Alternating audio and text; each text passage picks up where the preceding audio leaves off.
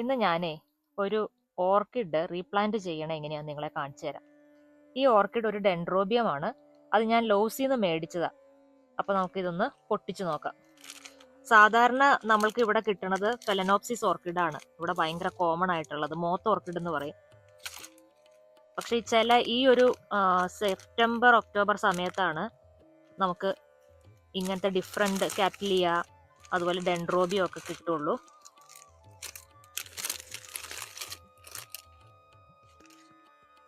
ഇതാണ് അതിൻ്റെ purple colour flower. ഇത് ഒരുപാട് കാലം ഇതുപോലെ പാക്ക് ചെയ്തിരിക്കുന്നതുകൊണ്ട് തന്നെ അത് ഭയങ്കരമായിട്ട് ഡീഹൈഡ്രേറ്റഡ് ആയിരിക്കും.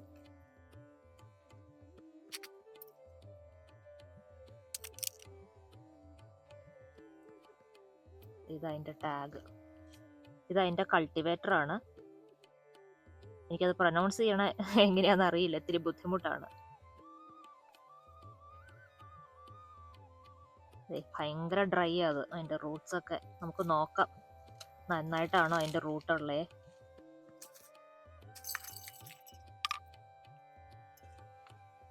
റൂട്ടുണ്ട്, പക്ഷെ ഭയങ്കരമായിട്ട് ഉണങ്ങിയിരിക്കും. ഞാനപ്പോൾ ആ ഓർക്കിഡ് വന്നിരുന്ന ആ മീഡിയം മാറ്റി ഇത് ഞാൻ ലോസിന്ന് തന്നെ മേടിച്ച ഓർക്കിഡിന് സ്പെസിഫിക് ആയിട്ടുള്ള ഒരു ടെറാക്കോട്ട പോട്ടാണ്. ഇനി ഇതിലേക്ക് ഞാൻ കുറച്ച് ഓർക്കിഡിന്റെ തന്നെ ബാർക്ക് ആഡ് ചെയ്ത് കൊടുക്കാൻ പോവാ.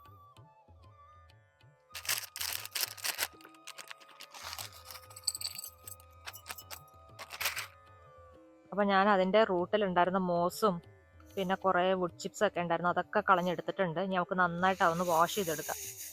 നന്നായിട്ട് റൂട്ട് ഉണ്ട് അതിൽ, പക്ഷെ അത് എന്തുമാത്രം റൂട്ട് ജീവനുള്ളതാണെന്ന് നമുക്ക് അറിയില്ല.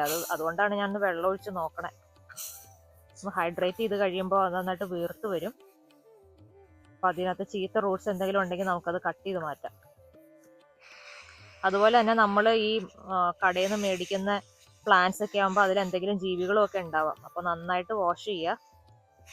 കാരണം അത് പിന്നീട് വേറെ നമ്മുടെ നല്ല ചെടികളൊക്കെ ഉണ്ടെങ്കിൽ അതിലേക്കും ആ ജീവികളൊക്കെ പോയി ആകെ കൂടെ ഇൻഫെക്ഷൻ ആവും. നമ്മൾ ഓർക്കിഡ് നന്നായിട്ട് വാഷ് ചെയ്തെടുത്തു.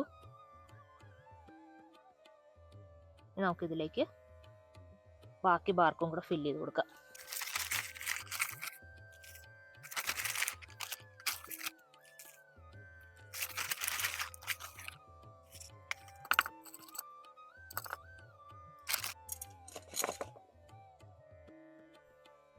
ഈ ഡെൻഡ്രോബിയം ഓർക്കിഡ്സ് പൊതുവെ നന്നായിട്ട് വേഗം ഗ്രോ ചെയ്യണതാണ്.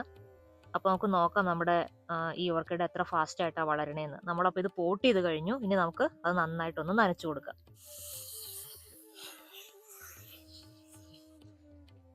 ഇതെല്ലാം എൻ്റെ പഴയ ഓർക്കിഡ്സ് ആണ്. ഇത് ഫെലനോപ്സിസ് ഓർക്കിഡ് ആണ്. ഇത് നന്നായിട്ട് പൂക്കും. ഞാൻ ഒരെണ്ണം എടുത്ത് കാണിച്ചു തരാം.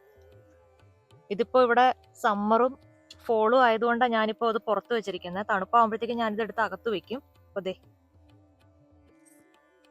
ഇതില് പയ്യതേ പൂവിന്റെ ഇതായി തുടങ്ങണുണ്ട്. അതിന്റെ ബ്രാഞ്ചാണ്, കണ്ടോ? 2 എണ്ണം ആവണുണ്ട്. ഇവിടെ ഉണ്ട് ഒരെണ്ണം. പിന്നെ ഇത് കൂടാതെ തന്നെ ഇതില് വേറൊരു ചെടിയും കൂടെ ഉണ്ടായി വരണുണ്ട്. ഇതിലും ഇനി പൂവുണ്ടാവും. എനിക്ക് കഴിഞ്ഞ പ്രാവശ്യം അങ്ങനെയായിരുന്നു. ഇതുപോലെ ഒരു ചെടി പോലെ വന്നിട്ട് അതിനകത്ത് വേറെ ഒരു പൂവിന്റെ കമ്പും കൂടെ ഉണ്ടായിരുന്നു.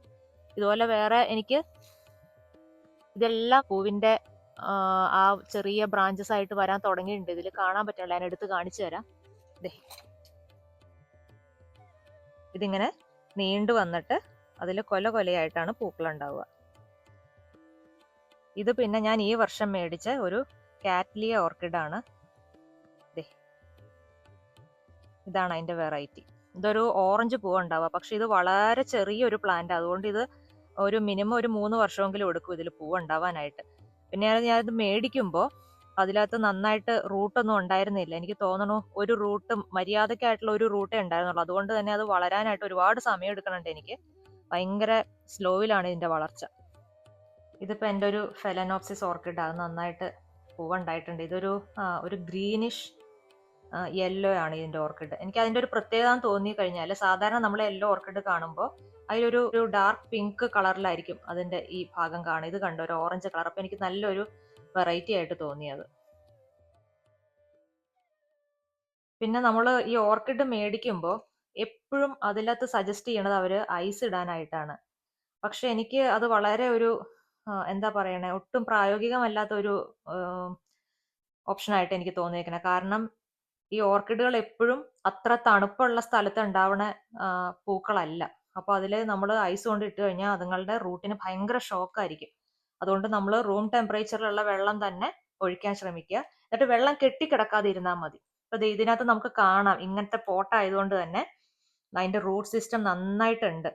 ഇതിപ്പോ ഒരുപാട് ഡ്രൈ ആയി കഴിഞ്ഞാൽ ഇത് നല്ല വൈറ്റ് കളറിലായിരിക്കും ഇതിന്റെ റൂട്ട് കാണാം. പക്ഷെ ഇവിടെ നമുക്ക്, എനിക്കറിയില്ല വീഡിയോയിൽ കാണാൻ പറ്റുന്നുണ്ടോന്ന്, പക്ഷെ ഗ്രീൻ കളർ റൂട്ടാണ്. അതിന്റെ അർത്ഥം എന്ന് പറഞ്ഞു കഴിഞ്ഞാല് ആ ഓർക്കിഡ് നന്നായിട്ട് ഹൈഡ്രേറ്റഡ് ആണ്. ഇതിന് വൈറ്റ് ആവും ഈ റൂട്ട്. അപ്പൊ നമ്മൾ വെള്ളം ഒഴിച്ചു കൊടുത്താൽ മതി. പിന്നെ വെള്ളം ഒഴിച്ചു കൊടുത്തു കഴിയുമ്പോൾ കെട്ടിക്കിടക്കാൻ അനുവദിക്കരുത്. അപ്പോഴാണ് അതിന്റെ റൂട്ട് ചീഞ്ഞു പോവുക.